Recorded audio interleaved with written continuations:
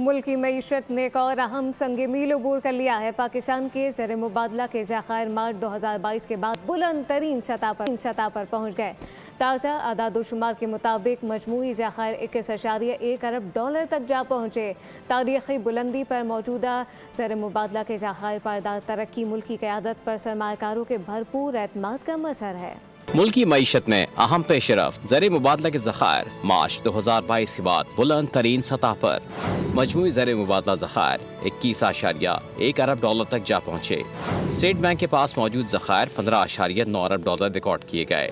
ज़खायर में इजाफे के बायस मुल्क की दरामदी सलाहियत 2.5 माह से तजावुज़ कर गई, जो फरवरी 2023 में 2 हफ्तों से भी कम रह गई थी। मुआशी माहिरीन के मुताबिक ये बेहतरी कर्जों के बजाय मकामी माशी इस्तेहकाम और बढ़ते हुए एतमाद का नतीजा है। आदाद शुमार बताते हैं कि बैरूनी कर्जा बमुकाबला GDP तनासुब 31% से कम होकर 26% तक आ गया। 2023 में मरकजी बैंक के ज़खायर 2.9 अरब डॉलर तक गिर गए थे। वहीं अब ये 5.5 गुना इजाफे के बाद 15.9 अरब डॉलर तक पहुंच चुके हैं। 2023 के मुकाबले में मुल्की ज़खायर में तकरीबन 5.5 गुना इजाफा रिकॉर्ड किया गया है। फॉरवर्ड फॉरेन एक्सचेंज वाजबात में भी तकरीबन 65% कमी की गई है।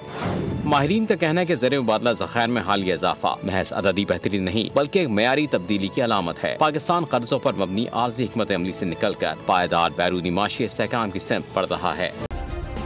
सब्सक्राइब करें और बेल दबाएं ताकि कोई खबर रह न जाए।